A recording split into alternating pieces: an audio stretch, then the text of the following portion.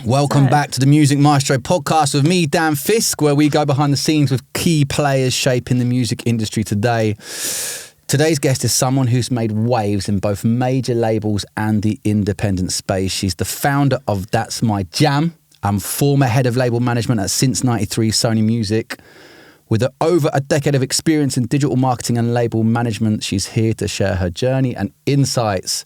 Please welcome the incredible Chloé Ameh. Thank you. That was that intro. That was an incredible intro. Another thing. Can I take you everywhere with me, please? God, you know what? This is all good because it's all part of it, but we haven't got our headphones on. Oh, we need these. Okay. Yeah, we'll put them on. This is all fine. This is all going in the final edit as well. Why do we need this? Well, you'll find out in a minute. You hear my booming voice. Oh. Yeah. Is that all right? Can you hear me okay? Yeah, I can hear you. Okay. Okay. I could hear you before, but... Okay. Okay, so, Chloé, two things. Your mission is to level the playing field for independent talent. And your ambition is innovation, inclusion and impact. Right? Yeah. I love it. Yeah. Where did that come from then? I mean, obviously, coming from the major world, I just feel like, you know, as I kind of spoke about before in maybe the article you read, it's like, I know from my experience, like I was quite fortunate in terms of the way that I actually came into music. But I know from the level of people that had reached out to me over the years, people that I've spoken to, and just like how random people's experiences can be, that there's no one set way to be able to kind of map your journey or your path. Like if you're an artist, especially if like, you know, you're starting out really early and you don't really understand. And I guess my mindset had changed over the years. Obviously, I got older and just like wiser, hopefully, I like to think. And so I was just like, do you know what? Like, you know, being inside those walls is incredible. Like you work to a very high level, you know, like the cog just keeps turning and you know, but you start to realize the part that everyone plays in this and you're just like, actually, there's incredible people in this room. We're not incredible because we're in this building. We're incredible because of what we've built, what we've learned, and it's because we've come together and because we've been in that building. But it's because we are individuals, and I'm just like, do you know what?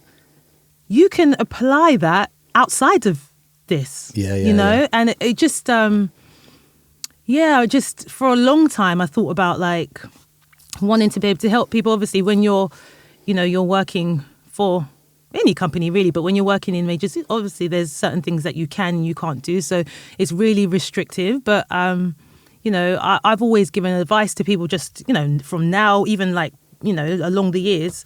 But, you know, I really wanted to be able to kind of just help people on more of a practical level and just bring that expertise outside of those walls, because we're in a world now where it's like, you could go for it and it could be something, you know? It's we're in a digital world and it's so different to how it was before. So I'm just like, when you're young, I don't want to be ageist, but I'm just saying like, it takes a minute to kind of just absorb everything around you.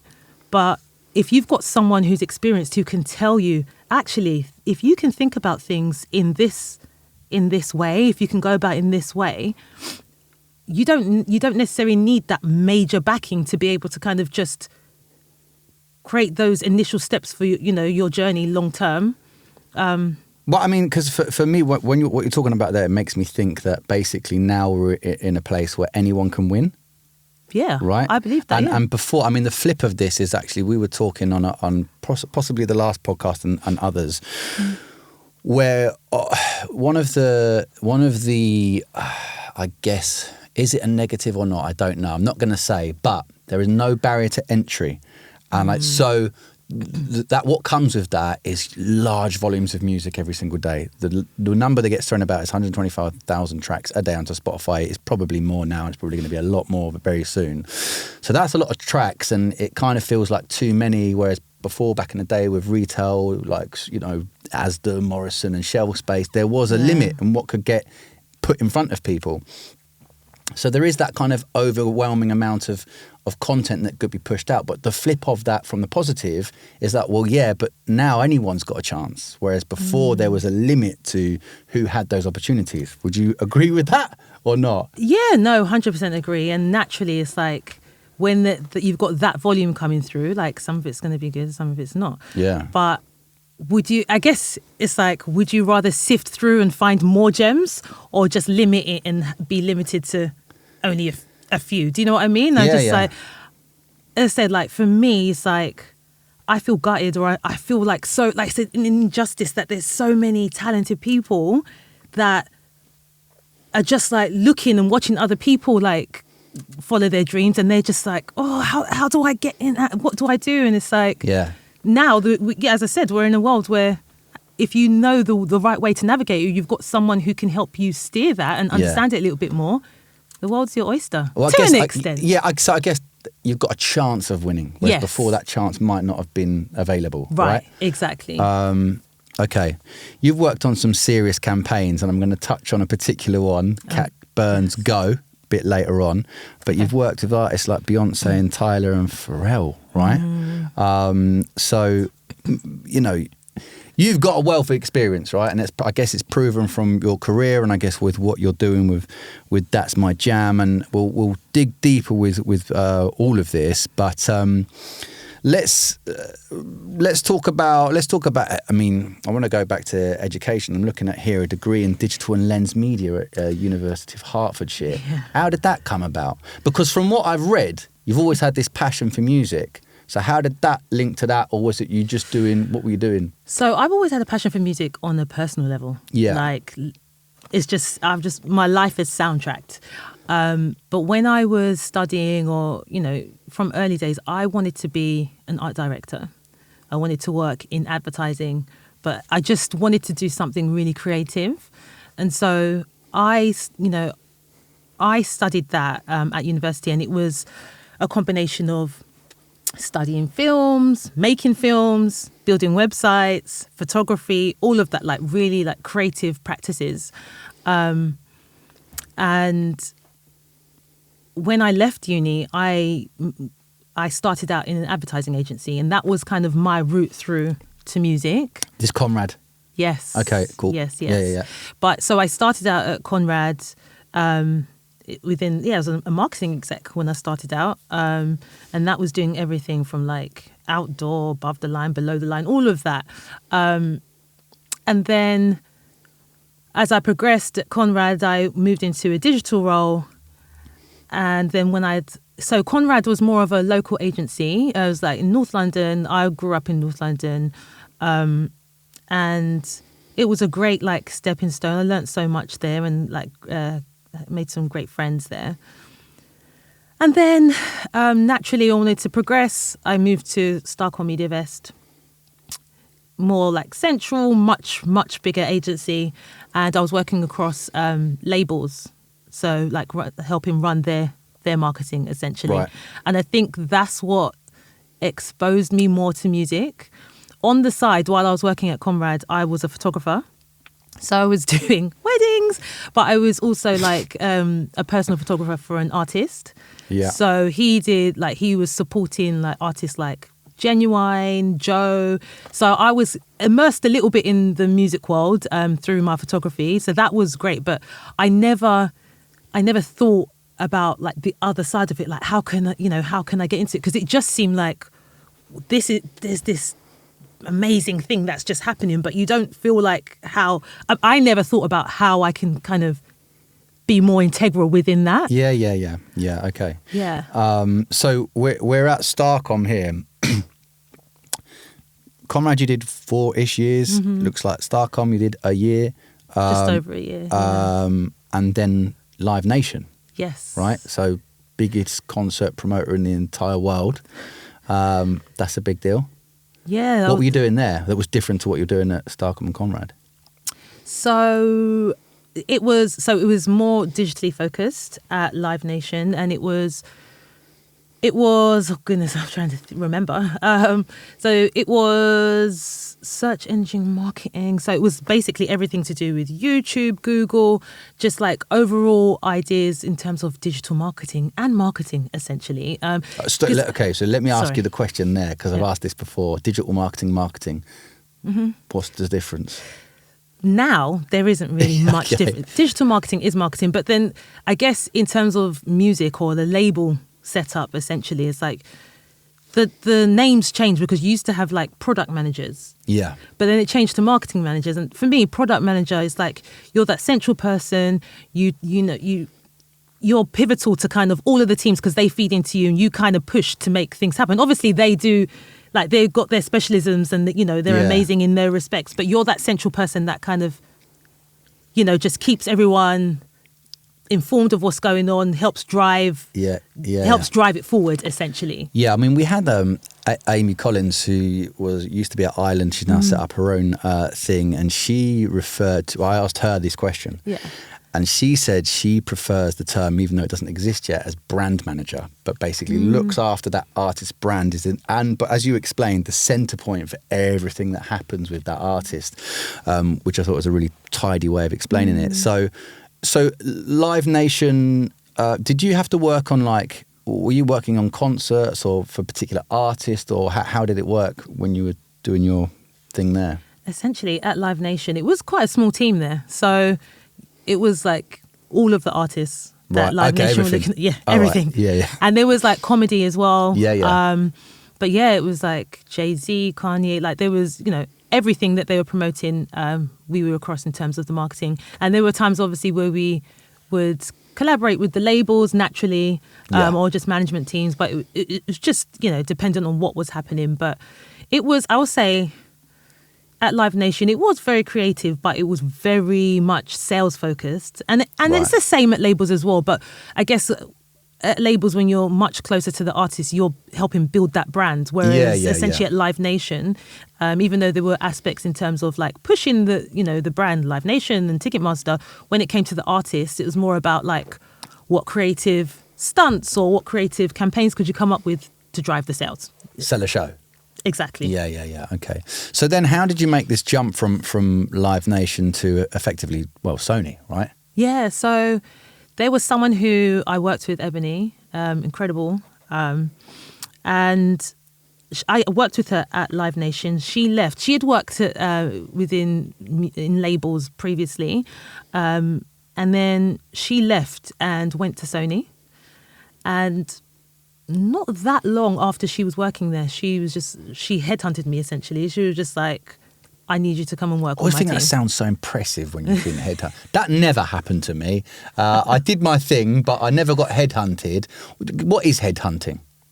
Well, I think it's what recruiters do, essentially, isn't it? But I guess. But you've got to have some sort of flair. I always feel like you've got to have a flair to be headhunted. Do you know what I mean? I feel like you probably need to have like some sort of personal connection where someone's seen something in you, and it's not about the CV. It's about what they've experienced that you've done, and they're just like, I need whatever it is that you've got. I need that. I want that. I'm picking you out. Amazing. So. Okay, so when you came into Sony originally, whilst you at the end of your tenure was since '93 part of RCA, originally you started in Sony Marketing Central, is that correct? Which is across Columbia, Epic, RCA, is that right? Yes, so there was a central marketing team when I started. Actually, not a funny story, but when I first started at Sony, I was, what do you call it when you're not permanent?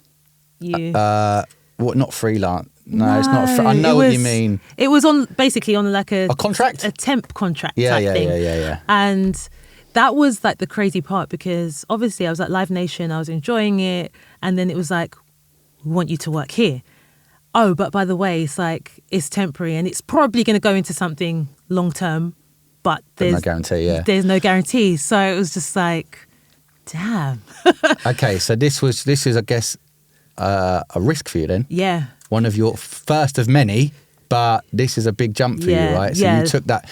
What made you decide to take that gamble then to something that was being packaged as what could be permanent, but maybe not be?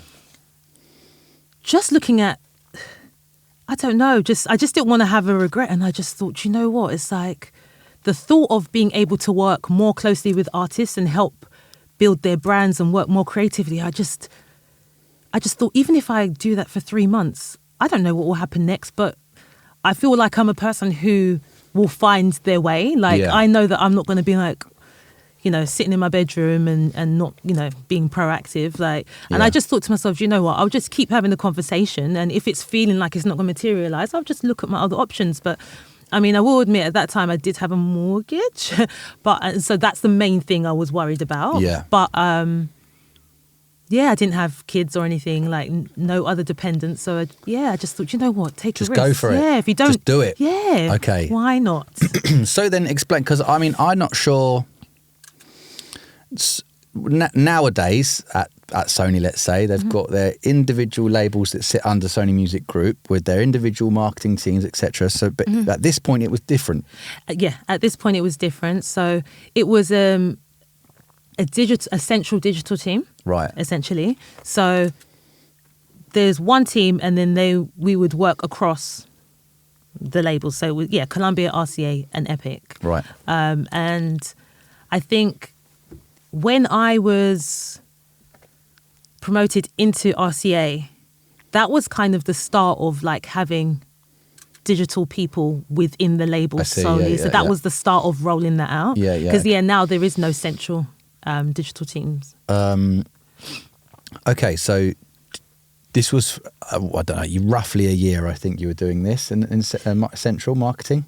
No, it was less than 6 months. Was it? Okay. Yeah. And so who did you get to work on within this stage of your career? Okay, so goodness. So when I was working at Columbia, I was it was John Legend. Shakira is RCA. Oh goodness, yeah, you're testing me now. There was a lot of the X Factor, so there was Rough Copy, if you remember. Okay, yes, X Factor. There's some that US, was Epic, yeah. US as well, based acts, right? And there was of course like Michael Jackson. Wow, yeah. Okay, amazing. But Epic, yeah. So if you're here for 6 months, then was this the part that was temp contract? Yes or no? Yes. Right, and so is the next phase in when I guess you got your role at RCA in digital, was that when they offered you the full-time contract, I guess? Exactly, yeah. And how did that just come about organically, naturally, or did an opportunity arise? So if I'm going to be completely honest, obviously those conversations I had behind the scenes, so I don't know like exactly how that came about, but they needed a senior digital marketing person at that point, and the marketing director at the time in RCA just said, "We want Chloe." Headhunted again. I guess so, actually. I never thought about it that way, but yeah, that they were just like, "We want Chloe," and I think. Do you know what? I think I came in, but when I started there, I was just so excited to be working in music and to be working at Sony and in a label. Like, it was so exciting, so new, but I just dived into it and I was like, everything music. So it's like, I might have had 1 million people on the roster, but I would give everyone the same attention. It's like, if I wasn't going home on time, I'm not going home on time because I want to get this right. Yeah, all in. Yeah. Okay, so when then you've gone from senior digital marketing manager, then you later on you went to interim head of digital as well. Is that correct? Yes. So there was a long period where we didn't have a head of digital, and I was like the longest serving person. Yeah, is that the right way to say it? And so like. Naturally, with the responsibilities I had anyway, I was hiring people for our team. I was like managing the team. And so, there was a period where we had a conversation. It was just like, okay, can you just kind of stand in until like, because, the head of digital role, we weren't sure if the person was going to return. So it was just like, okay, You take the reins for now. Exactly. Yeah. How was it that I guess that transition from working in a central marketing position to then being within RCA, No, I don't know if I've got, but I mean, RCA is one of the big two at Sony, right? And so how did you find that? Like from working across, I guess with both, you're working across a lot of artists, but you're working for one label. Was there a difference? There was, because I think even just physically, like we weren't sat inside the labels, and there might have been times where we would go and sit in the label for a day or something, like if it made sense, but from being kind of outside the walls to then inside the space, it made things a lot easier. It's like just general conversations that were happening, like you're part of them. You don't have to.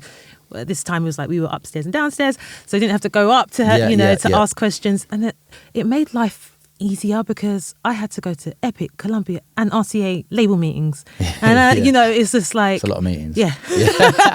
There's a lot of meetings in a major. And I think it just helped to streamline it a little bit. It was good. It was definitely a great thing. Do you have like within that period between 2014 and 2020, was there kind of your highlight moment, something you look fondly back on during that time?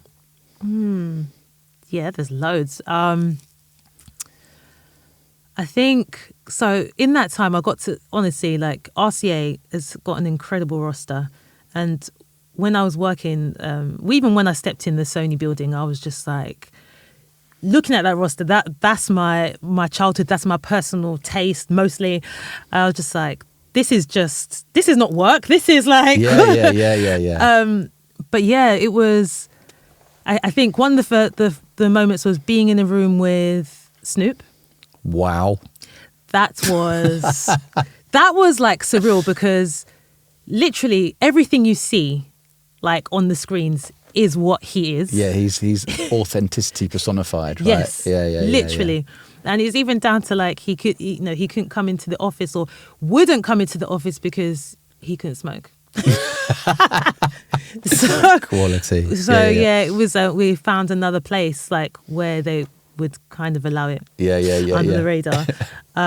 And it's just the way that, he was, and the stories that he told, and everything. It amazing. Was just, I was just like, and I was like, I have to ask him a question. I was like, I have to.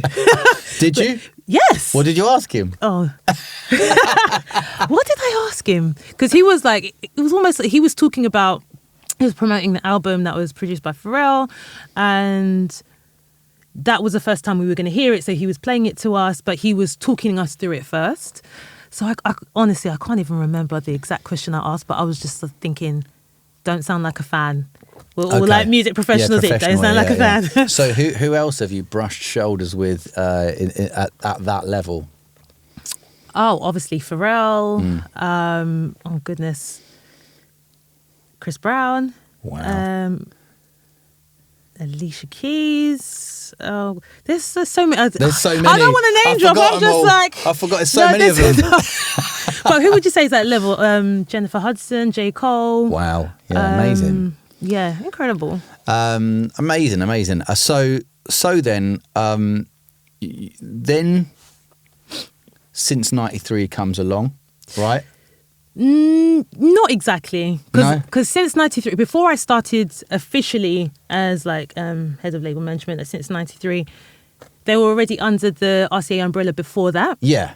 I can't remember like exactly how long. So I was already working since '93 campaigns. I see. Had a good relationship with Glenn and Ricky. Yeah. So that's kind of how I transitioned into that, because it naturally made sense. Like I was working most of their artists anyway. Right. And I think we really connected in terms of just the ethos of the label, the brand, what they're about, and the kind of music they were putting out as well. So it made a lot of sense.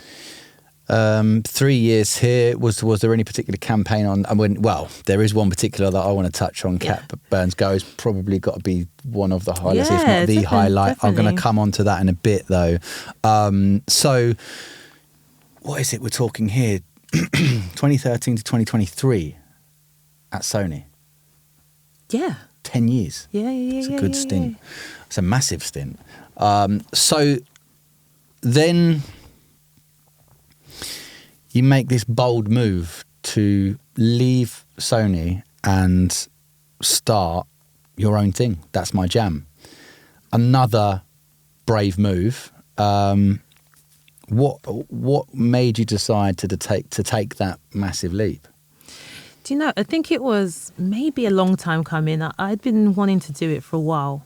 And do you know what? I didn't necessarily want to do it where I was not having a label as like the comfort blanket, but I wanted to do my own thing. And I just think I couldn't while working there. And so I was just like, I played with it for a long time, but I think it just came to a point where I was like, I've been working on some incredible campaigns. I've met some incredible artists, like, you know, and I was just like,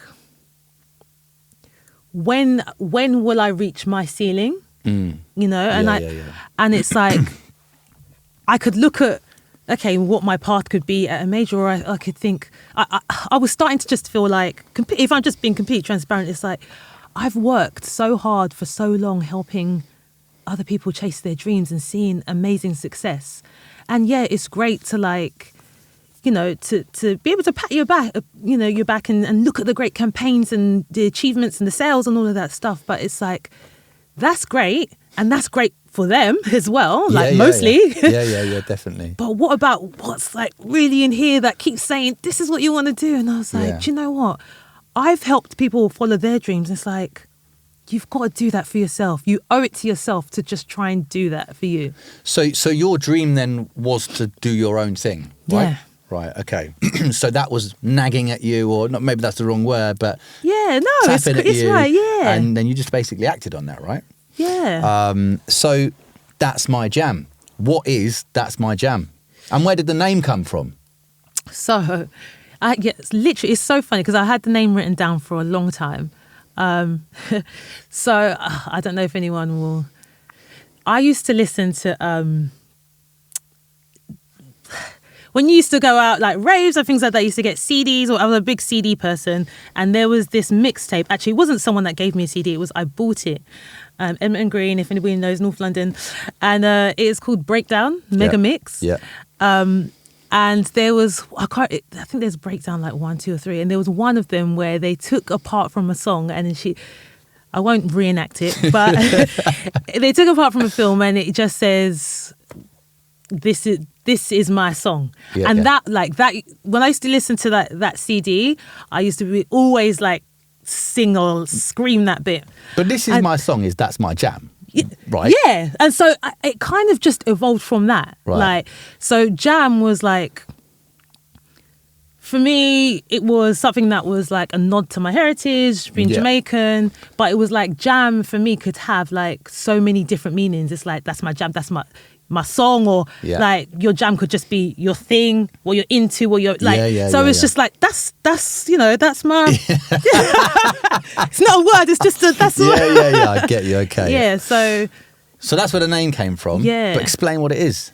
So essentially, it's a consultancy business that specializes in strategy. And I say that because I don't want to say like, oh, it's about marketing, but it's not just that. It's like, for me, I want to, it's about helping people realize the things that they want to do, or realize their dreams, essentially, but doing it in the way that I feel, which is the way that is kind of realizing my dreams. Yeah. And it's very bespoke, and it's looking at what someone wants to do and seeing where I can fit in terms of strategy. So that could be marketing. That could be advisory. It could just be, it's just literally. So when I asked you earlier, is your field music marketing? You said yes. Is it actually strategy? It's strategy. Okay. That's essentially what it is. Right. And so like it spans across, many things. I said to you, like I'm managing an artist. Obviously I'm general manager at Museo by Uzo, which is. So let's sit here with both of these. Okay. Right. So you're an artist manager. Yes. Who is this artist? Sensei, Afrobeats artist. Yeah. How long has that been around? Since the beginning of the year. So it's fresh. Yeah. But really exciting. And honestly, like this, being in management is not what I planned. in fact, when I started as my Jamm, I did think to myself, okay, I want to be in music management. And there's like, I've naturally been like across music management for a long time, working with different management teams. But when I was like realistically thinking about it, I was having conversations and just trying to understand like the inner workings a bit more. And I was like, you know what? I don't think so. Do you know what? But Sensei approached me, and someone had mentioned me to him, and I was saying before that like I have a lot of people reaching out to me, and I'm happy to kind of give advice and things like that. And he was just, I said to him, I can sit with you and just kind of give you advice, but I'm not a manager. Like, that's not what I do. Yeah. And so, because I guess one of the things with artist management that I'm very aware of is it's a full-time job. So you're now spinning many plays, personally and professionally. Yeah, okay. Exactly. So now are you the artist manager, or is it more an advisory role? Oh no, so I am an artist manager. But yeah, I guess a long-winded way was just basically saying that literally he was quite relentless in like wanting me to be his manager, but when I saw like just how focused and diligent and just kind of great he was, I was like, do you know what? Why not? Just go for it again. But I'll say just one, because as like I will say, like I think that managers in general are very vulnerable. It's a very kind of, what's the best way of putting it? I don't know. I just feel like, you can put in so much work and then the next day it's like done, and that's always been my view on it. And there's a lot of investment, a lot of work that you put in. I don't want to say on goodwill, but just feeling like you're going to be part of the long term. And if that doesn't materialize, sometimes, it's not fair. It is sort of goodwill, I would say, really. I mean, I think, listen, it's the back of my head, all I can think now is Sensei headhunted you again. So it's the third time. Dude, that's quite crazy, Isn't it? Yeah. Okay, it's madness. You kind of... There's a pattern here. Okay, but general manager, Muso by Uzo, what is that? The label. Is it a label? Yes. Yeah, okay. Well, it's an entertainment company, essentially. It's label, publishing, and entertainment. And this is M&EK's label, right? Yes, correct. And Tyler Lewis? Tyler Lewis is the flagship artist on the label currently. And has this been happening since the beginning of the year as well? Yeah, so the label actually launched at the end of January. Okay. It's been amazing. It's been crazy. Obviously, like working behind the scenes last year to kind of bring everything together. But I think, well, especially for Uzo M&EK, like, that's been his baby. So it's been like incredible for him to see kind of it come to fruition. Just being able for me, because I'm not used to working from like ground zero or even minus, because it's before it's even launched. So that was, that's been a great experience for me, and learned a lot, being able to apply a lot. And that's where I wanted to be, really, like just being able to kind of pick up a lot more and actually realize how much I've learned over the years that I've been doing it, and be able to kind of, although it is an independent label, still operate to like, a high level, because I guess that's the way that I've been. Yeah. Well, that's cut your teeth doing it that way, right? From the major label setup. Muso by Uzo, Independent, RCA since '93, major. What are the differences in, I guess, the setups between the two? You've got experience at working at the top level at major labels, and now you're doing your thing with this label. How is the kind of difference between the two? I think you can definitely you can craft it yourself. It's like, I always think about when I was working with Ricky, because there's this one thing always sticks in my head. Because for me, I'm a stickler for like rules. If someone says, listen, you can't do X, Y, Z, it's always in my mind. I'm like, we can't do X, Y, Z. But Ricky would just be like, why? Yeah, yeah. And now, like, I'm just like, do you know what? Ricky's got no time for the red tape. Is that what you're saying? Yeah, okay. That's exactly what I'm saying. But like, that's how I am. Yeah, now. okay. Like, I literally, since '93, that's how we were. Yeah. Essentially. Well, I guess that's, listen, I know that being one of the big things is what is the difference between major label and independent label? One thing I would say is red tape. Yeah. There is so much of Exactly. it at a major. Yeah. Understandably to an extent. But yeah, I guess there's with that comes a lot more freedom, right? More freedom, more speed, more autonomy. Yeah. More, you can just try out a lot more things. You can just go direct to the source without having to go through so many layers. So it's liberating in that way. Yeah. Because, you can just, you got an idea today.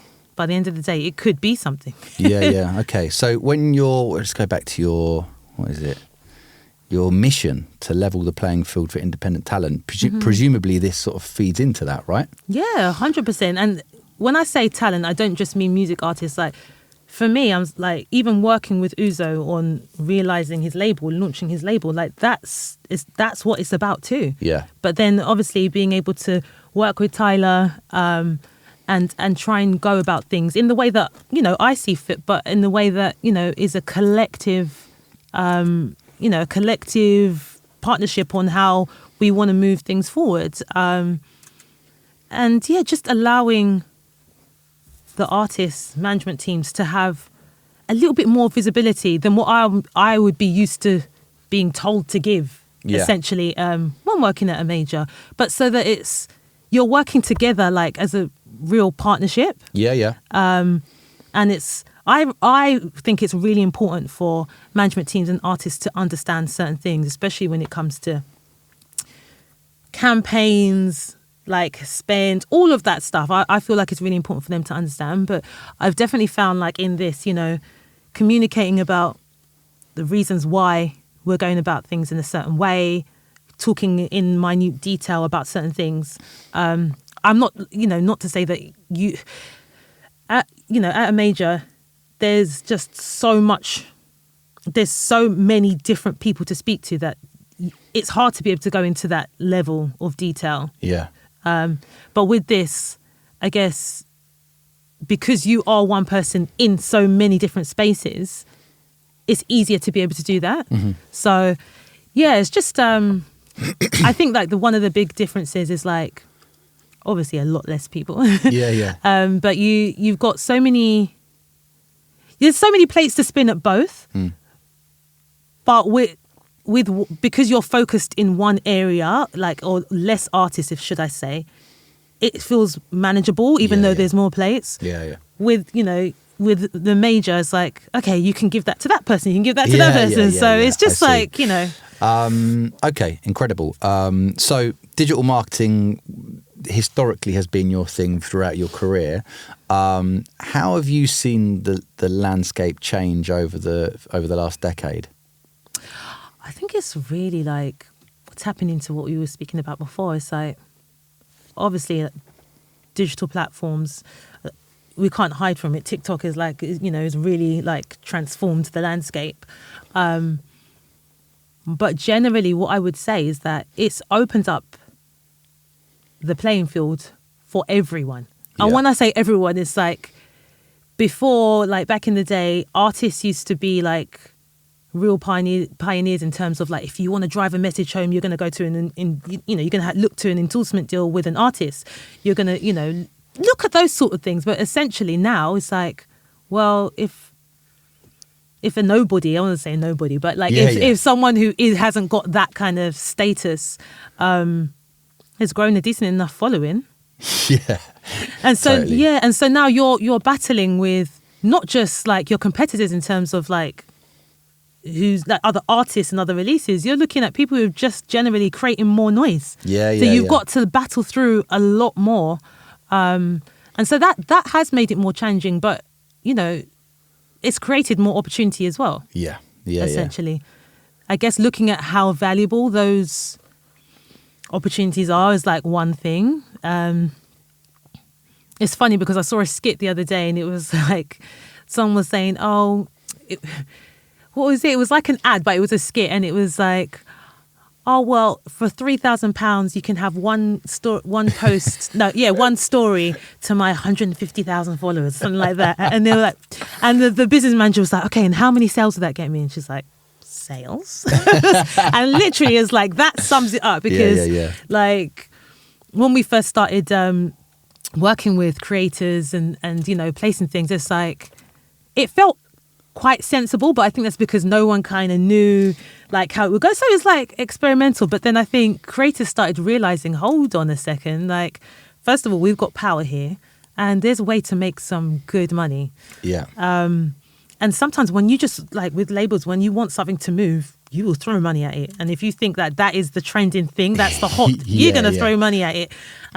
So I say that to say like, I think it had, the way that it's changed over time it's just opens up the playing field for any and everyone, essentially. Yeah.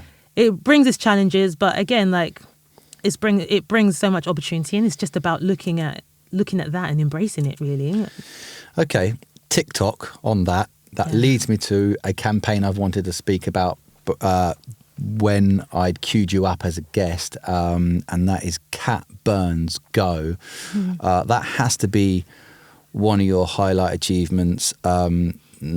Peaked at number 2 in the chart. Yes. What stopped it getting to number 1? Oh gosh. I know the answer to this. Oh, you're gonna have to tell me. Harry Styles, As It Was. Do you know what? It was at number 2 for. Was it? It was at number 2 for. So what was another track that it wasn't just Harry's fault? It wasn't just,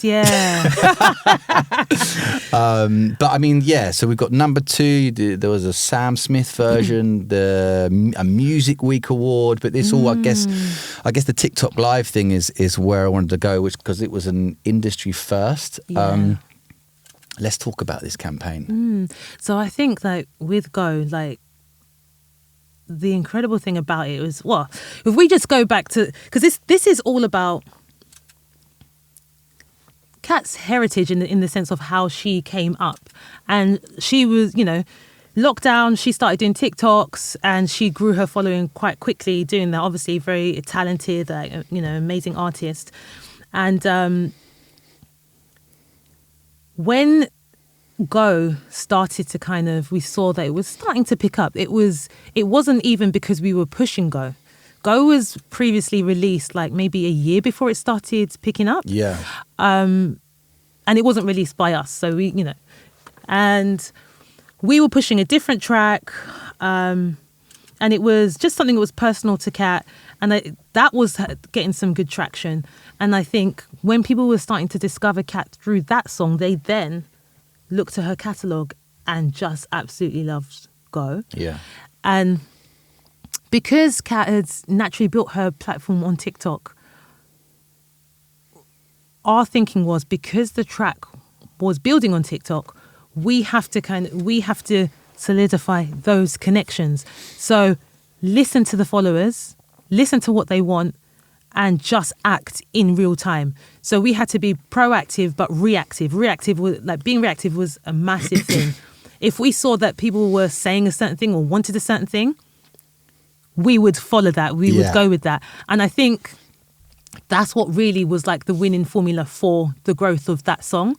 Obviously, there was so many remixes, and there was fast. There was, the different tempos, fast, slow. So we looked at like what was trending on TikTok, but we also looked at what her audience was saying. We experimented with different things. We tapped into like mum TikTok, all of those things, like just to see if we saw that there was even like a hint of people resonating with it. We were like, we're jumping on it, and we're so I think we were just very proactive, very reactive, and it paid off. Yeah. What was the Music Week award for? I can't remember. The best music marketing campaign. Oh, yeah, sort of makes sense, really, doesn't it? Incredible. Were you there to collect that award? Yes, it's pinned on my Instagram account because I'm very proud Amazing. of that. No, I don't want to take all the credit for that award.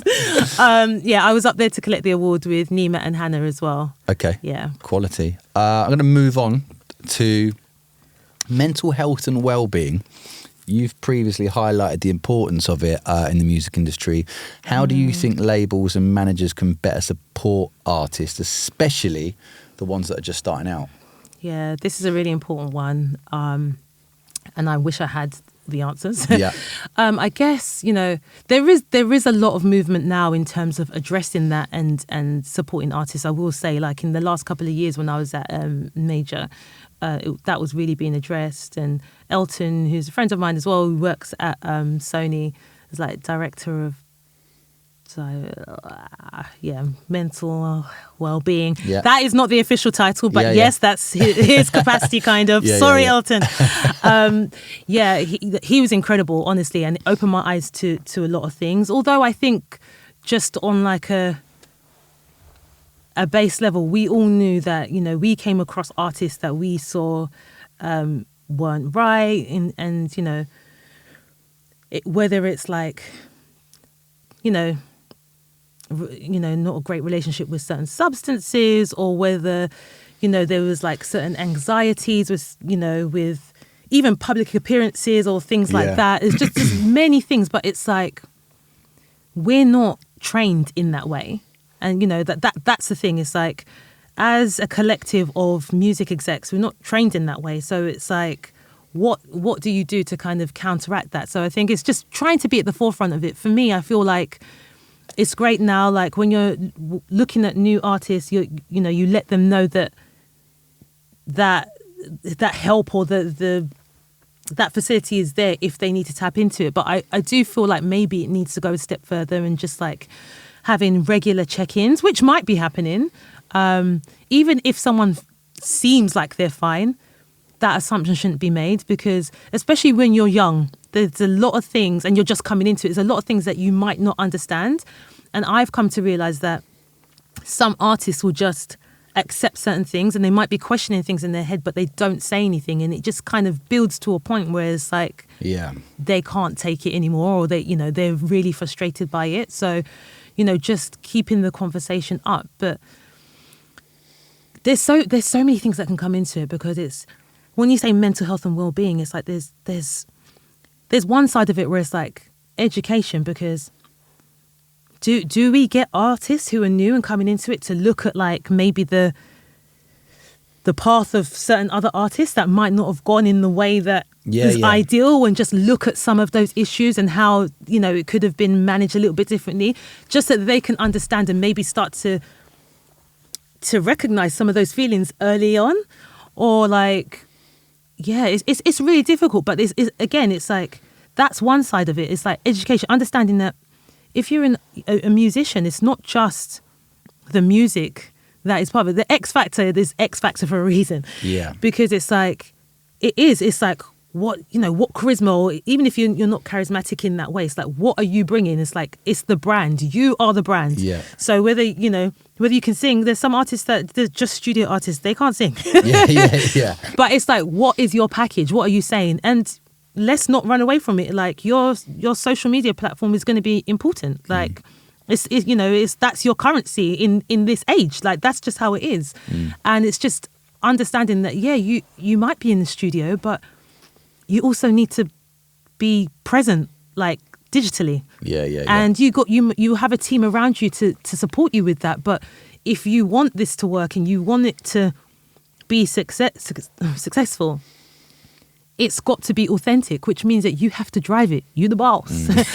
So, and just, I think that the reality of that when it hits is quite overwhelming for artists. And so, just them having more of like a deeper understanding of like what that looks like. Awareness, right? Yeah. Definitely awareness. Yeah. How's your mental health and well-being? Oh, it's good. Yeah, because let me tell you why I asked that. You're a mum. Yes. You're a mum working in the music industry, and I saw a quote of being a mum or a parent and still managing to navigate the music industry is a superpower. I stand by that. So you've been open about the challenges of motherhood and having a career in music. So how has becoming a parent shaped your perspective on work-life balance? Well, it definitely helped to shape my priorities. for sure. It's like they're number one, and that's just, there's no like argument around that. It's like before anything in life, like they're important to me. Like they're number one. I'm a mum. But I definitely think even from the time of like my first pregnancy, it's like it changes just like that. Yeah. Because you don't realise that the small things, like from being, you know, being social, it's like, maybe not everyone's the same, but like in those first 3 months, a lot of people don't really say that they're pregnant because you know those are like the I totally critical, get you know. And so at work, it's like you have to kind of just hold it down, but you're feeling sick, and it's like everyone's expecting you to just firing on all cylinders. Yeah. And you don't want people to start suspecting. So, oh my goodness, I've got a really embarrassing story that I could share. You can if you want. It's up to you, at your discretion. I will share it because I think that this shows the level of pressure that you can be under. Because I was always worried because I won't go into it, but I've seen experiences with other people who've gotten pregnant and, you know, just where it hasn't gone in the way that I would have liked it to go for myself. And so when I was pregnant, I was worried, about when would be the right time to actually say. And we went to Chris Brown. I was working on Chris Brown. At that point, he couldn't come to the UK. He was in Ireland, so we flew to Ireland. And naturally, we were there for the show. And, you know, like, as part of the culture, it's like everyone's having drinks and stuff like that. And I was like, if I don't, like, I would drink. So if I don't, it would be like, oh, why are you not drinking? Why are you not drinking? Yeah. So I got the person at the bar to do water shots for me. Okay. I was doing water shots so that I could... Yeah. Fit in. It's sad, really, that, isn't it? I look back, and not I'm sad just... that you did it, but it's sad that you felt like you had to, right? But maybe that's on me as well. It's like, did you drink that much? That people were like, why are you not drinking? I mean, there's another podcast on the pressures of drink culture and people that choose not to, right? I mean, we won't go down there, but this is your embarrassing story. Yeah. It's not that embarrassing. Okay. The people that were there, it's like, Martin and Vanessa will know. Because like, when they knew for sure that I was pregnant, they were just like... and they suspected as well. And that was, I think that's why it's more embarrassing as well. But yeah. Okay. What improvements do you think would you like to see working for parents in the industry? So I will say I think that it is improving in terms of like flexible work. I think though that the flexible working hours came in more because of COVID and that there was just no choice. And then like people saw that actually it can work. Yeah. But my experience was that being back in the office and enforcing certain days was starting to come back in. And I just think that it's people, there can be rules that are set in, but essentially it's down to you as a manager and how you're managing your team and the culture that you have within your label or within your team. And just having a little bit more care and just giving a little bit more grace. Empathy. Yeah. Compassion. Because you literally don't know like what is going on, like what it took for that person to be sitting there at that. Like they may not have slept. And I know this from just my experiences. Yeah. They may not have slept. They may have had the worst morning. Like it's just like, you know, and you feel guilt as well. Like, you know, in the early stages of me when I was like leaving my baby at a childminder, I felt so much guilt then going into work and then feeling like, oh my goodness, I'm at High Street Kensington and my child is in North London. What if something happens? It's going to take me like an hour and a half to get to the... Yeah. It's just so, you know... So my mental health back then, questionable, but no, you just... I felt like I had to put a brave face on because I didn't want anyone to think that I wasn't up to scratch. I wasn't worthy of being in my position. Like I wasn't, you know, capable. Because I am capable, but you know, and maybe I put those pressures on myself too because I wanted to perform. But sometimes you just, you know, you have to just like let go a little bit. Yeah. Yeah. But so really what you're saying then is, in terms of what the industry can do, is sort of just difficult to know specifically how, but offer more support, right? Yeah, offer more understanding. I think so. Yeah, because I just think not everyone's journey is the same. Yeah. So whereas you're saying, oh, okay, flexi working, you can come in at 10 o'clock. Maybe that might not work for everyone. What would you do if it was your decision and you were employing people at That's My Jamm? I would allow. The thing is, as long as I had people that I know that I can trust and would do the job, I think it's important for us to come together. But a majority of the time could be spent working remotely. Yeah. I would leave it. I would make it a choice, because when people feel like they have to do something, one, it feels more like a chore. Yeah. And it grates on people after a while. Mm-hmm. If I leave you to make your choice, and I can, if I've employed you, that means that I respect you and that I know that you're going to work to a certain standards, then you'll come when you come and go as you need to. But we're going to be continually talking anyway. So it's like... ultimately, it always feels like that specific thing, the remote working's on a thing of trust, right? Yeah.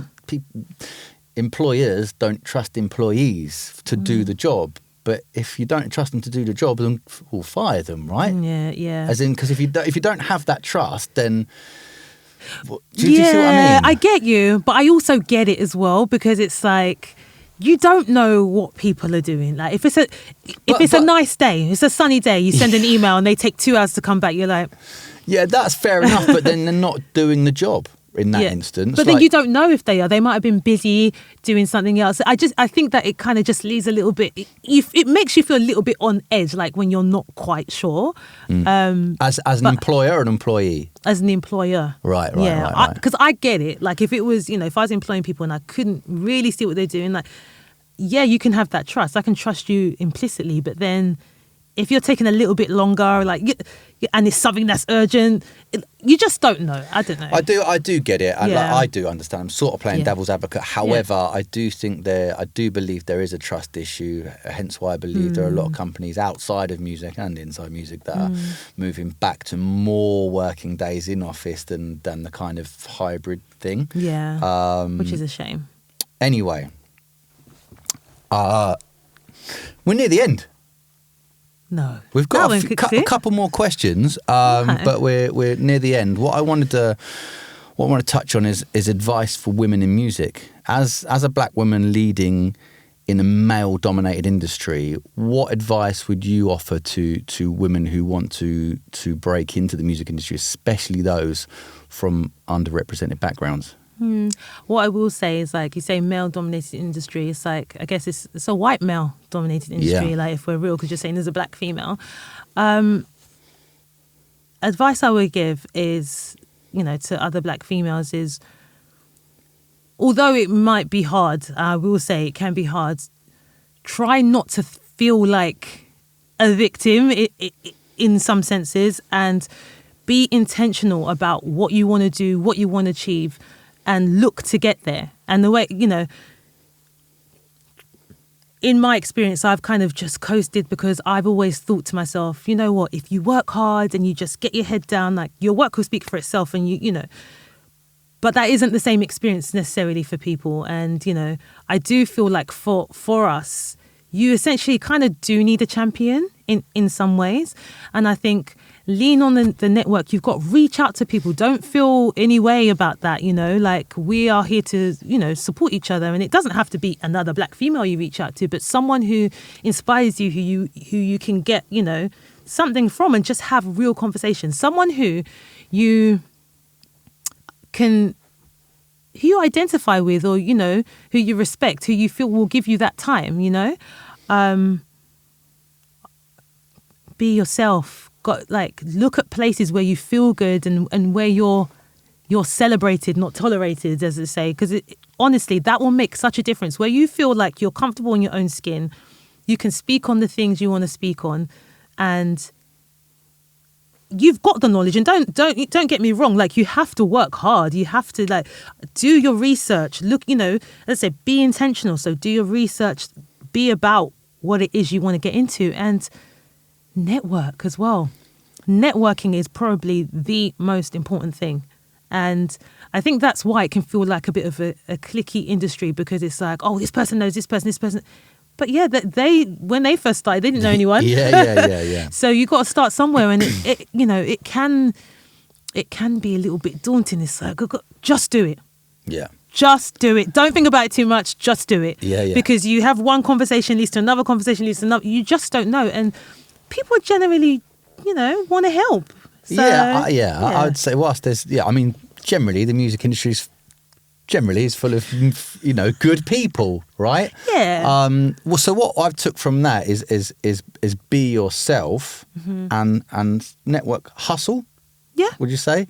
Because I think ultimately, if you don't, someone else will. Right. Yeah. But when you say be yourself, would you suggest that one of the downfalls is that sometimes people are not? So when I say be yourself, I just mean that like the black female experience can be that you have to kind of dim down who you are to kind of fit in certain spaces. And that can affect you in so many other ways. And I'm just like, that's why I say go where you are celebrated. Because if you have to do that, then you're not in the right space. Or maybe you are and you're a person that needs to stand on business and you're just like, do you know what? Actually, this is a space where we need to make it more inclusive. We need to, it just depends on how you are and how you navigate certain situations. But the one thing that you shouldn't do is have to like kind of change who you are, because, there's imposter syndrome, all these things that come into it. And yeah, I guess that plays into mental health too. But don't let these things affect you. There's no way that could happen. But find a way to navigate it. Don't be a victim of your circumstance. Like you can navigate and get around it, Because listen, I'll be completely real. There's so many times you might be in a room and I would say a black female voice is probably the last voice that's heard. Like you're like, oh yeah, but can I say? Yeah. And then if you're like, oh, but I wanted to say this, it's like, oh. You're a bit much. And that can be the reality. I'm not saying it happens in every space. And then just, be yourself unapologetically. Be nice. Like we all should just be decent, genuine people. And if you're holding yourself to a high standard, don't dim who you are to fit in spaces. Yeah. Go to a space where you are celebrated. Wow, what an answer. Okay, I think we one more question. Okay. One more question before we end. I want to look ahead to the future of music marketing. Generally, a lot of the people that we have had on here have been in and around music marketing. What trends do you think will shape the future of music marketing, and how can artists and labels stay ahead of the curve? Oh, okay, so... Because but I guess to add on to that, it's changing so fast. Yeah. And so, we've had a couple of artist managers on here, and it's just like, there's so much more to know now. So again, in terms of, even from your personal experience, how are you going to stay ahead of the curve doing what you do? Yeah. I mean, on a practical level, there's so many things that, as a person, rather than like the labels and whatever, there's so many things that you can sign up to, just so that you can get up to speed. Obviously, there's like the music weeks and music business worldwide. There's lots of other things like the dots and all of those things that can keep you up to speed. But generally, like trends and where I think it's going, obviously, AI is going to be a massive thing. And it already is a massive thing that's going to feed into music. And I think there's been so much negativity around it. Like I can understand some of it, but I feel like rather than embrace it, it's kind of been like, whoa, what is this? And there's some incredible things that can come out of this. And I feel like the way that artists and labels can be ahead of the curve is by embracing it, looking at the capabilities of so yes, there's like the cloning of the voices and replicating songs and things like that. But it's like, actually look at the capabilities within that. How can we use that to, not that, how they've used it specifically, but like, how can we use that to shape something that could be incredible, that's really going to benefit music? Yeah. Use to your advantage, basically. Yeah, exactly, right? yeah. I mean, I saw, we always do. AIs could not be part of the conversation. But I mean, you're right, there is a lot of negativity that sits around AI, but I guess that's natural because with AI is coming a lot of change. People are reluctant to change in many different areas. But I saw a video for Suno, the music app, AI app, where Timbaland is being filmed and he plugs in like an unfinished track, right? And it finishes the track for him, and he's just like, do you realise how many unreleased songs I have? So you're right, there's like, look at it positively. How can it, like, that's probably one way that a lot of people aren't thinking. They're thinking about being pushed out by AI artists, where it's like, well, you've got all this music, and I'm sure there's many artists with lots of unfinished music, and it's like, well, look at the opportunity that sits there, basically. So, I saw that Timbaland the video promo, and do you know what? I thought he was going to be like, what is I thought he was going to criticize it. And so I was really surprised by that. And I was like, wow. You don't get much of a bigger endorsement than when Timbaland reacts the way he did to that. Exactly. Right? His mind was blown. He was just like, this. It's insane. And essentially, that literally illustrates what I'm saying. Yeah. Embrace it. Yeah. Even though, like, AA might have finished his track and he, it's probably not going to be exactly the way that he would like it, but fine tuning. Exactly. But he can fine tune it, but like, it's a much smaller task than it would have been, right? Yeah, totally.